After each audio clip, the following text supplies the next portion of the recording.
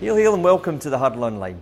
It's Wednesday the 15th of May, and coming up in today's show, we'll have a classic match against this weekend's opponents, Dundee United. There's an exclusive First Eve interview, a chance to win a signed home jersey, and we'll be honouring the memories of two great Celts. Now sadly, the 15th of May marks the anniversaries of the passing of two genuine Celtic legends. Bobby Murdoch was the second youngest of the Lions, and he left us on this day in 2001. He was an outstanding footballer and reputedly a favourite of Jock Steins. Jim Craig once remarked that when Bobby played, Celtic played. And who would know better about that than his Lisbon Lion teammates? The late great Bobby Murdoch there.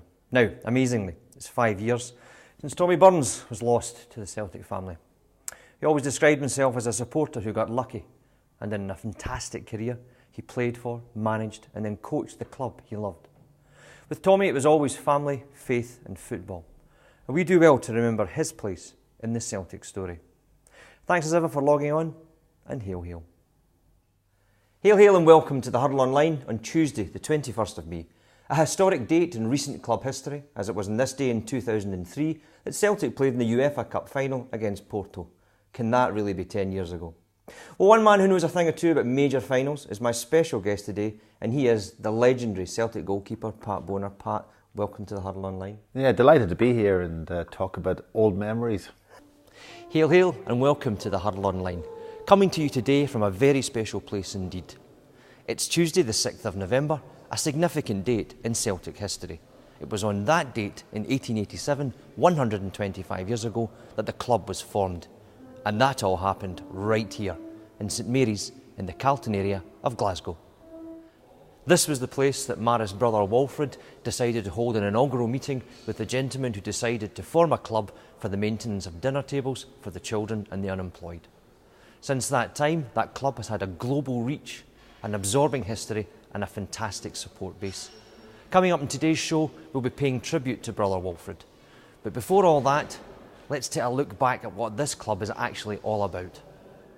Celtic are a Scottish club with Irish roots. Part of the origins of those roots come from the name of the man who came from Sligo in the northwest of Ireland, Brother Walfred. His contribution is so immense to the history of Celtic that he's now immortalised in bronze and stone outside the front door of Paradise. He was also commemorated a few months ago by that unique organisation, the Celtic Grave Society, and we'll go out tonight with some highlights from that day. Without Brother Walfred, there is no Celtic, no Stein, no Lisbon, no history, and certainly no hail hail. Thanks as ever for logging on to this special Huddle Online. Celtic with a set-piece free kick from about 30 yards out, almost dead centre with Czerniak's goal. Chris Commons standing over it once again. Dundee United have four men in the wall. Samaras joins them now. Chris Commons looks as if he's going to take this left-footed to test Czerniak. He fires it low into the corner of the net. Chris Commons finds the net. Czerniak very rarely moved across to get to that. Chris Commons fired it left-footed into the bottom corner. The court takes a superb first touch, cuts inside Rankin, finds the pass off to Chris Commons. Commons turns away very quickly. He gets the ball out to Georgios Samaras at the edge of the box on the far side. Samaras just jockeying inside the box, looking to fire a shot, which he does, and it's into the back of the net. It took a deflection for Georgios Samaras. But what a goal that was! So Celtic with a free kick just on the touchline in front of us to be taken. Chris Commons left-footed, fires into the box. Header comes in with Georgios Samaras, and Celtic have the third goal as predicted. As we hit the 85th minute of the game, Celtic take a quick corner. Stokes to Izagiri. Izagiri now plays it back to Stokes. Stokes inside the box now, tries it fire. Right foot, it takes a deflection, and off it goes into the net. It's Celtic 4 up now against Dundee United. Lustig plays it into Brown. Brown turns towards the centre circle, still inside the Celtic half, looking to get a pass off, which he does to Commons. Commons gets the ball out from under his feet in the halfway line, plays it back to Brown. Lustig screaming for it in the overlap. Brown sees him, plays a fine ball. Lustig now down towards the corner, fires it first time across the box. Everybody trying to come in. Stokes is still there. Stokes has the ball down at the near side corner. Ledley offers himself short, but Stokes goes for the cross, fires it over. Header at the back post. It's into the back of the net. Oh, the cross came in from Anthony Stokes, and it was Gary Hooper looking with intent at the back. Hooper just volleys into the bottom corner, and within 8 minutes, it's Celtic 1, Hibernian 0. Williams takes a touch. Stokes moves in to try and intercept, but Williams hastily fires and it's headed back to Scott Brown. Brown now just inside, Celtic half approaching the halfway line, turns back inside the centre circle, plays it to Ledley. Ledley steps away from Teo, comes across the halfway line. Commons has it now. Commons rolls out to Stokes on the near side. Anthony Stokes now the chance to attack. He plays the first time ball over. Gary Hooper gets his head onto it, and it's 2-0. Well, once again the combination of play between Anthony Stokes and Gary Hooper has paid off religiously for Celtic. Stokes found himself with a chance to attack or play the ball into the box, which he did. Gary Hooper came across and sent the reverse header across Ben Williams, and it's 2-0 to Celtic. Stokes back to Brown. Celtic just retaining possession at the moment, happy to do so as we head towards the end of this game. And there's Stokes now takes a challenge, plays the ball into Lustig. Lustig once again, now he's inside the box, rolls across. Gary Hooper should have got the challenge. The ball breaks by Joe Ledley into the corner. Well, there was the move the second time in about 3 minutes that Michael Lustig has found himself in isolation down the right hand side. This time he played the ball across. Out it goes to Joe Ledley, fired it left footed into the top left hand corner of Ben Williams' goal. TickPick is a new weekly football betting competition based on correctly predicting the results of 10 matches. It's an official Celtic product, and all net proceeds are donated to youth development, the future lifeblood of the club. For only £1 per entry per week, you can make 10 predictions, and if they're correct, possibly win the £1,000 jackpot. There are 2 ways to play: online at the official site, or by completing and returning this paper coupon to Celtic Pools. The easy to understand coupons are available from Celtic retail outlets, the ticket office and the Celtic Pools office.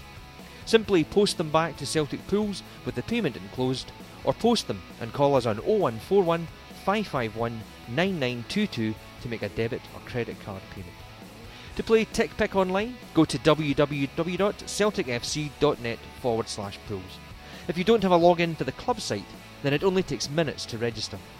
Registering for the site means you don't have to complete your details every week when making your TickPicks. Once logged in, simply tick the boxes to make your predictions, then enter your payment details. It's as easy as that.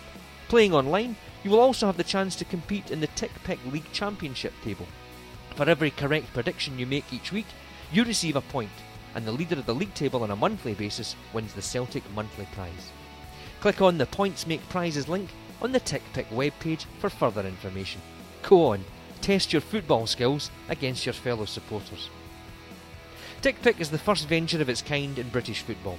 The Celtic Pools organisation has been responsible for selling over £30 million worth of lottery chances to supporters and donating £11.3 million to Celtic youth development since the year 2000. It also introduced the popular Paradise Windfall, which has raised £6.3 million for Celtic and paid out £2.8 million in prize money to Celtic supporters on the pitch at Celtic Park since its inception. As ever, Celtic Pools leads the way in bringing new and innovative ideas to the fore, and TickPick is another great example of this. Help Celtic's academy players to follow in the footsteps of Aidan Mcgade, James Forrest and Tony Watt. And who knows, you might even end up being £1,000 richer too. Good luck with your TickPicks for Saturday.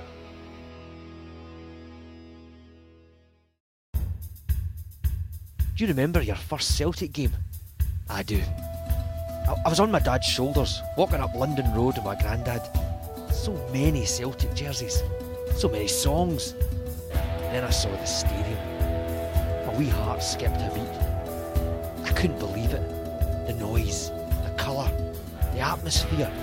It was electric. My dad perched me in the old barriers in the Celtic end. I couldn't take my eyes off the jungle. My dad leaned over and said, "Here they come." The place erupted.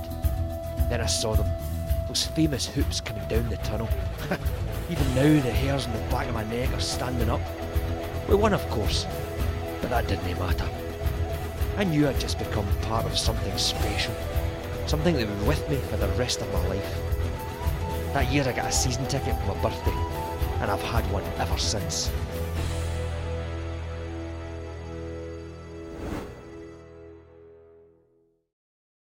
Neil, everybody's talking about back-to-back titles, but can we first of all congratulate on your back-to-back Writers' Manager of the Year award? Oh, thanks very much. It's a really nice honour, something that means a lot to me, and obviously the writers have felt that I'm doing a good job.